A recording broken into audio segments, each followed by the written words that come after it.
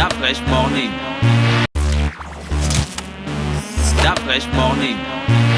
Sur les 104.5, j'ai deux invités ce matin. On a monsieur Joktan Lawson Christophe qui est le directeur général Blue Horizon et madame Mimese Larissa qui est gestionnaire de Working Art. Madame Larissa, bonjour. Bonjour Dafresh. Merci d'avoir accepté notre invitation.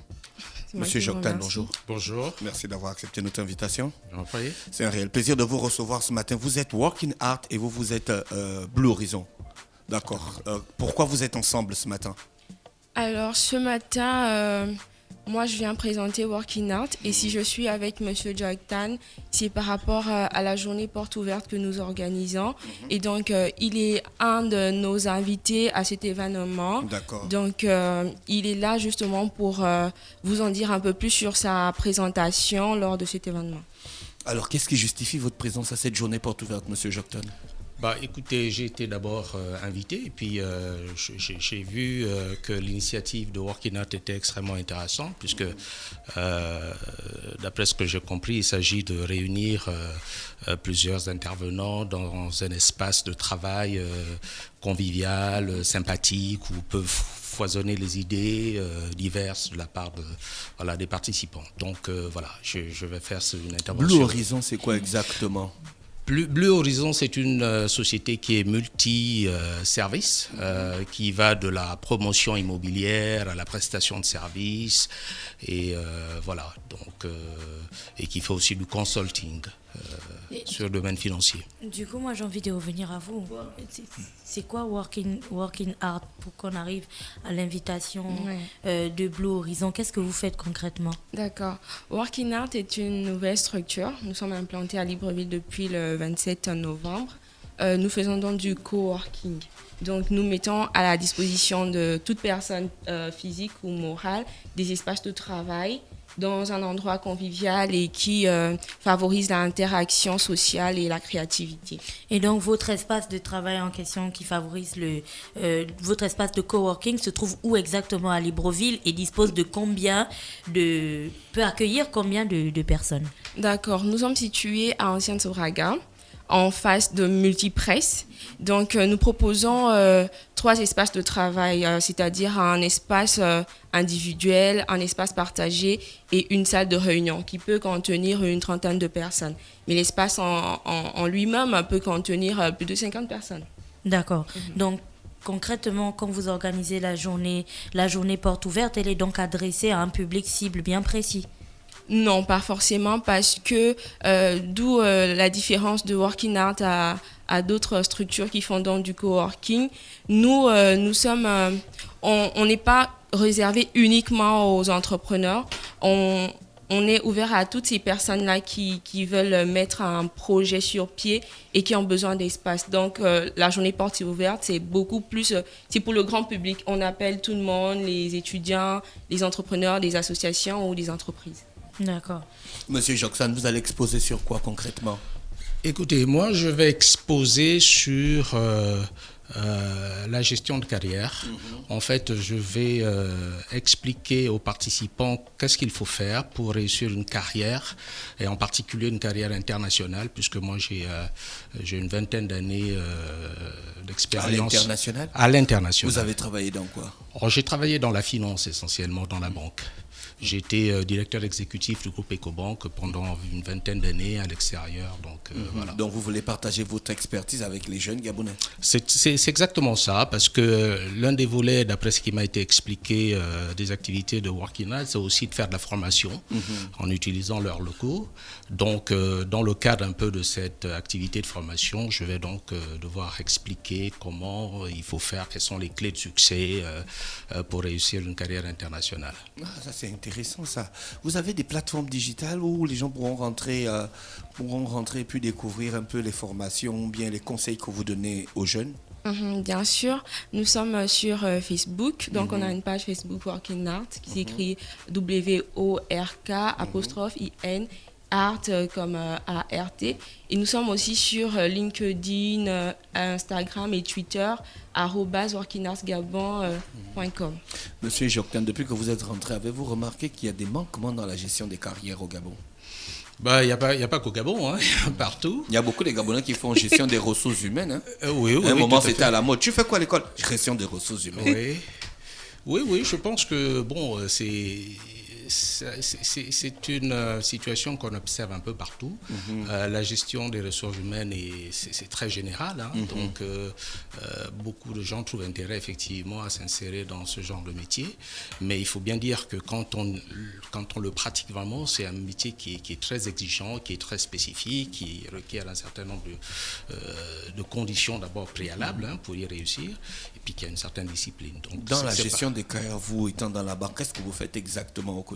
Vous regardez les gens la journée, vous faites des plans sur leur vie, vous faites les plans sur ou bien vous regardez leur façon de travailler. Qu'est-ce que vous faites? Vous voulez dire maintenant ou... Non, je dis à l'époque où vous travaillez dans la banque. Oh non, à l'époque où je travaillais, je gérais des équipes. J'ai géré des équipes jusqu'à 500 personnes.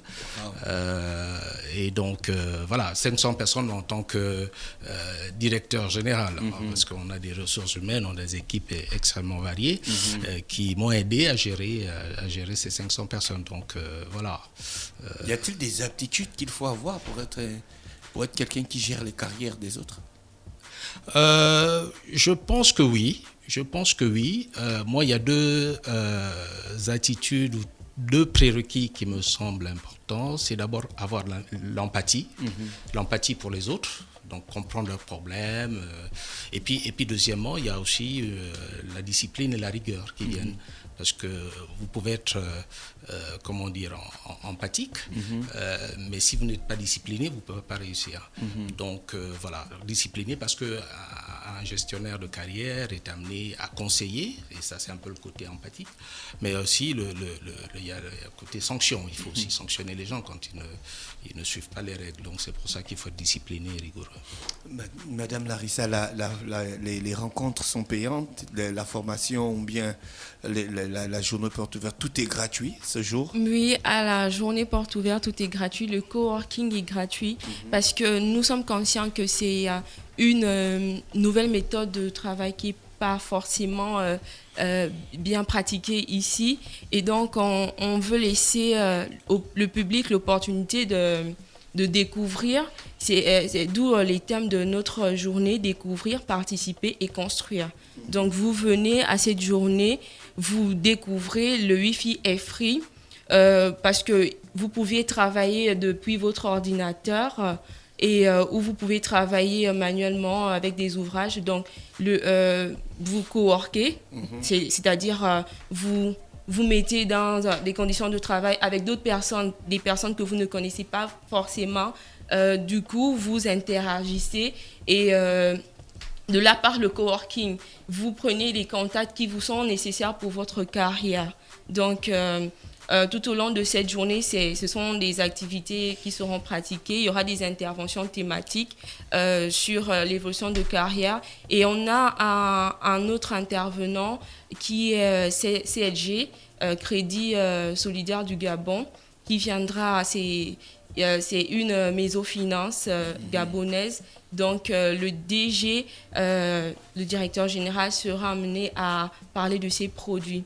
Parce que nous sommes conscients aussi que bien que notre communauté est diversifiée, nous sommes conscients que les entrepreneurs ou toutes ces personnes-là qui ont des projets ont deux fois du mal à développer leurs projets parce qu'ils manquent de finances. Et c'est à cette occasion-là que nous avons décidé de faire participer la mésofinance. Est-ce que vous allez faire peser de votre relationnel de vos connaissances, hein? Est-ce que vous allez faire profiter vos relations aux jeunes qui vont participer à ces portes ouvertes? Dans la mesure du possible, oui. Vous avez un carnet d'adresses? Si j'ai Au un- Gabon, aujourd'hui, le problème, c'est de trouver les financements. Oui, Vous devez avoir un carnet d'adresses énorme. j'ai un carnet d'adresses énorme. Parce que c'est aujourd'hui, c'est ce qu'on recherche, des gens qui aident à financer les projets. Tout à fait, tout à fait. Non, mais je pense que les projets, il y en a toujours, hein, effectivement, comme vous dites. La difficulté, c'est de trouver des financements. Alors, les financements, ils sont divers. Vous avez des financements qui sont à court terme, à moyen terme. Et puis surtout, il faut avoir, disons, des conditions, présenter des conditions favorables pour pouvoir C'est le obtenir langage des banquiers. Voilà. C'est, malheureusement, Ça, c'est un langage de banquier pour justifier le fait que les banques ne financent pas les projets des jeunes en Afrique centrale, disons. On va rester dans le cas du central. Les autres, je ne connais pas. Oui, non, mais je peux vous dire que c'est général dans notre continent, puisque j'ai quand même été dans plusieurs pays et effectivement, ce sont les caractéristiques qu'on trouve. Les banques n'ont pas confiance, les banques ont peur, les banques ne sont pas sûres. C'est quoi le problème des banques avec les projets des jeunes? Non, mais vous savez, le fondement même de l'activité bancaire, c'est la gestion du risque. Il faut gérer le risque.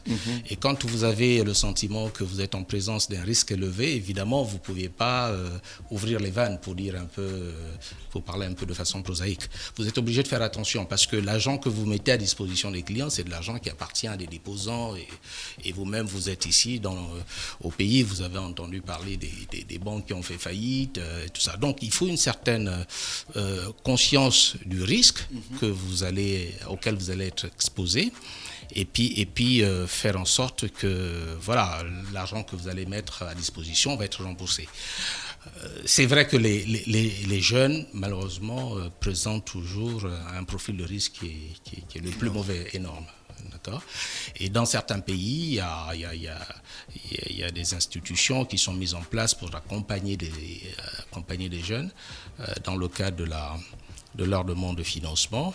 Mais encore une fois, oui, c'est vrai que le banquier prend des risques, mais il doit prendre des risques qui sont calculés. Et donc, si un jeune vient avec un projet qui présente un risque, mais que le risque est acceptable, eh bien, le banquier va intervenir. Monsieur Joktan, merci. Je vous en prie. Madame Larissa, merci beaucoup. On vous souhaite de passer une bonne journée à l'écoute des programmes d'Urban FM. Et une bonne journée aussi. Et on vous souhaite que tout réussisse pour votre journée porte ouverte. Vous pouvez juste nous rappeler la date? D'accord. La journée porte ouverte aura lieu le 8 février dès 9h30. Le 8 février dès 9h30. Voilà. Donc pour plus d'informations, j'invite tous les auditeurs à aller sur notre page Facebook, sur notre LinkedIn ou Twitter ou Instagram, mais aussi il y a possibilité de lancer des appels au 11 44 46 21 ou au 066 58 14 08. D'accord. Merci, restez connectés sur les 104.5 Urban FM, la station urbaine, à l'écoute des programmes du Da Fresh Morning. On se retrouve juste derrière avec Mosley pour parler de politique. Da Fresh Morning.